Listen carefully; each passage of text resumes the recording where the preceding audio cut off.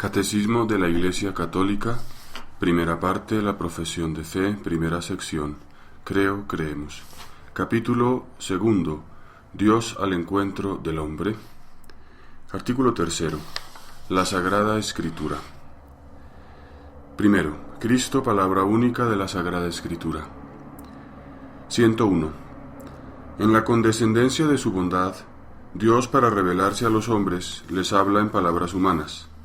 La palabra de Dios, expresada en lenguas humanas, se hace semejante al lenguaje humano, como la palabra del Eterno Padre, asumiendo nuestra débil condición humana, se hizo semejante a los hombres. 102. A través de todas las palabras de la Sagrada Escritura, Dios dice sólo una palabra, su verbo único, en quien Él se dice en plenitud.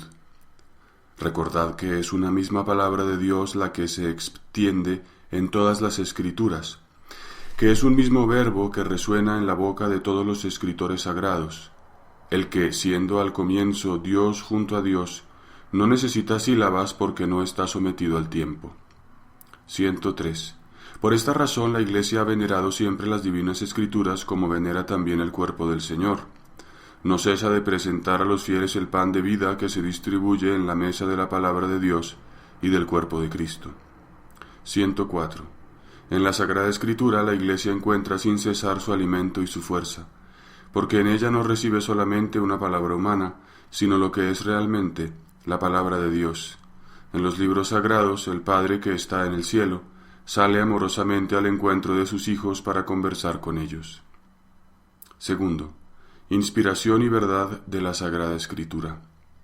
105. Dios es el autor de la Sagrada Escritura.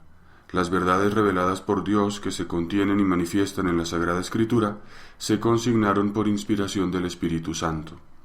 La Santa Madre Iglesia, fiel a la base de los apóstoles, reconoce que todos los libros del Antiguo y del Nuevo Testamento, con todas sus partes, son sagrados y canónicos, en cuanto que, escritos por inspiración del Espíritu Santo, tienen a Dios como autor y como tales han sido confiados a la Iglesia.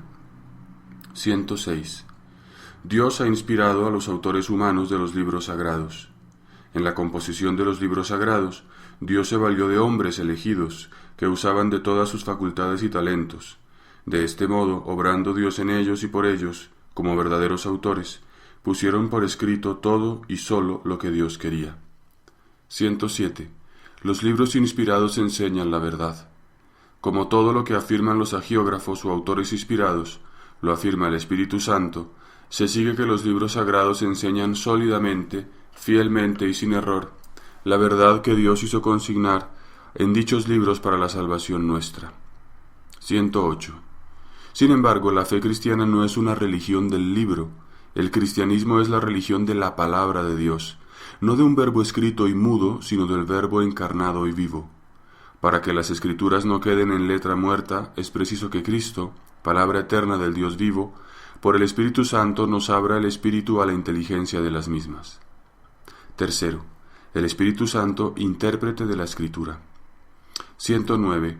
En la Sagrada Escritura Dios habla al hombre a la manera de los hombres. Por tanto, para interpretar bien la Escritura, es preciso estar atento a lo que los autores humanos quisieron verdaderamente afirmar y a lo que Dios quiso manifestarnos mediante sus palabras. 110. Para descubrir la intención de los autores sagrados, es preciso tener en cuenta las condiciones de su tiempo y de su cultura, los géneros literarios usados en aquella época, las maneras de sentir, de hablar y de narrar en aquel tiempo, pues la verdad se presenta y se enuncia de modo diverso en obras de diversa índole, histórica, en libros proféticos o poéticos o en otros géneros literarios. 111. Pero, dado que la Sagrada Escritura es inspirada, hay otro principio de la recta interpretación, no menos importante que el precedente, y sin el cual la Escritura sería letra muerta. La Escritura se ha de leer e interpretar en el mismo espíritu con que fue escrita. El Concilio Vaticano II señala 3 criterios para una interpretación de la Escritura conforme al espíritu que la inspiró. 112.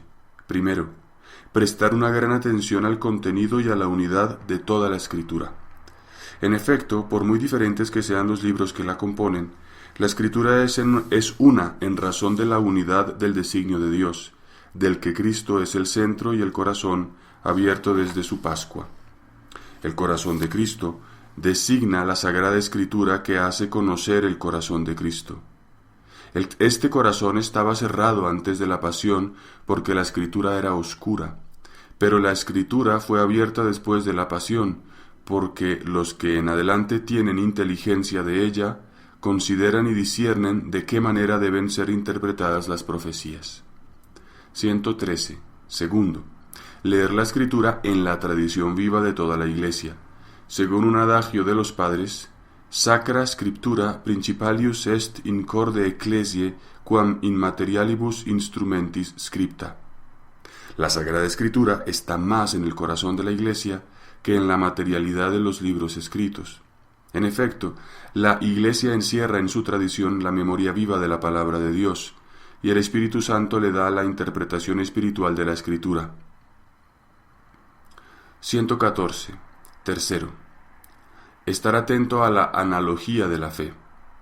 Por analogía de la fe, entendemos la cohesión de las verdades de la fe entre sí y en el proyecto total de la revelación. El sentido de la Escritura. 115.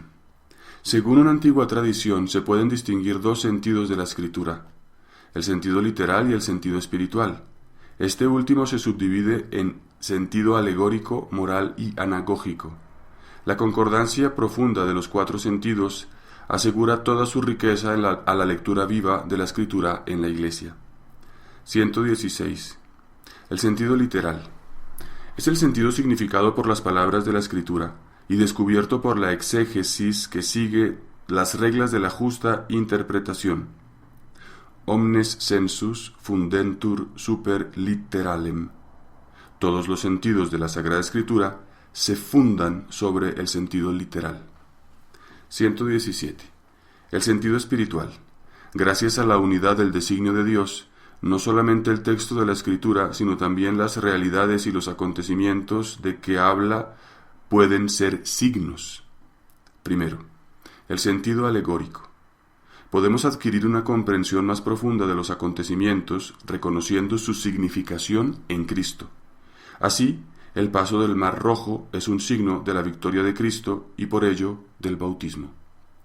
Segundo, el sentido moral. Los acontecimientos narrados en la Escritura pueden conducirnos a un obrar justo. Fueron escritos para nuestra instrucción. Tercero, el sentido anagógico. Podemos ver realidades y acontecimientos en su significación eterna, que nos conduce, en griego, anagogé, hacia nuestra patria. Así, la Iglesia en la tierra es signo de la Jerusalén celeste. 118. Un dístico medieval resume la significación de los cuatro sentidos.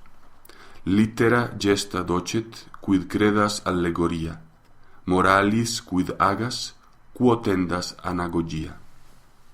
119. A los exégetas toca aplicar estas normas en su trabajo para ir penetrando y exponiendo el sentido de la Sagrada Escritura, de modo que con dicho estudio pueda madurar el juicio de la Iglesia. Todo lo dicho sobre la interpretación de la Escritura queda sometido al juicio definitivo de la Iglesia, que recibió de Dios el encargo y el oficio de conservar e interpretar la palabra de Dios. Dice San Agustín: Ego vero evangelio non credere, nisi me catholice ecclesiae commoverat auctoritas. Cuarto, el canon de las Escrituras. La tradición apostólica hizo discernir a la Iglesia qué escritos constituyen la lista de los libros santos. Esta lista integral es llamada canon de las Escrituras. Comprende para el Antiguo Testamento 46 escritos, 45 si se cuentan Jeremías y Lamentaciones como uno solo, y 27 para el Nuevo. Génesis, Éxodo, Levítico, Números, Deuteronomio, Josué, Jueces, Ruth, los 2 libros de Samuel, los 2 libros de los Reyes, los 2 libros de las Crónicas, Esdras y Nehemías, Tobías, Judith, Esther, los 2 libros de los Macabeos, Job, los Salmos, los Proverbios, el Eclesiastés, el Cantar de los Cantares, la Sabiduría, el Eclesiástico, Isaías, Jeremías, las Lamentaciones, Baruch, Ezequiel, Daniel, Oseas, Joel, Amós, Abdías, Jonás, Miqueas, Nahum, Habacuc, Sofonías, Ageo, Zacarías, Malaquías para el Antiguo Testamento.